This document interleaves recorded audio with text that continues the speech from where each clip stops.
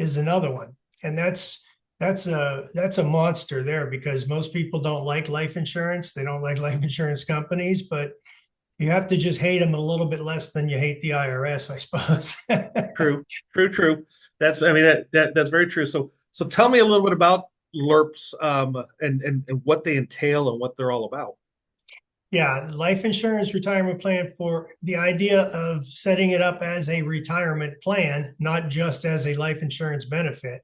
So that kind of tells us that we need to be talking to somebody that has enough money to save more.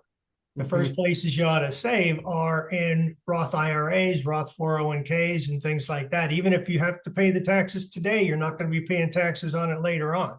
So that's Hmm. the first and easiest way for people to do it. But a lot of people hit the limits, or they're not eligible because they're over, their income's too high.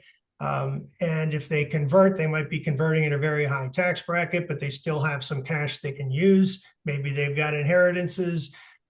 Maybe they've just got a big taxable brokerage account that generates these big 1099s every year. So I'm telling them, take that money and move it into a life insurance policy where you get the smallest death benefit for the planned contribution. So it's like a defined contribution plan. You say, I want to put in $20,000 a year. Now depending on your age and so forth, you go out and you find out what's the least amount of insurance I can get for that $20,000 a year contribution. And that's going to keep the cost down.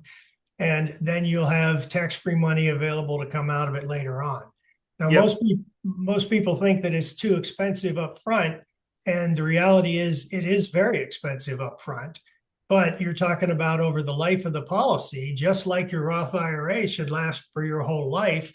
If you evaluate it on the whole life of the life insurance policy versus the Roth account or your tax deferred, 401k, it all should be evaluated on your lifetime. And if you factor in higher taxes later on, the Roth and the LIRP are going to outperform that tax deferred account.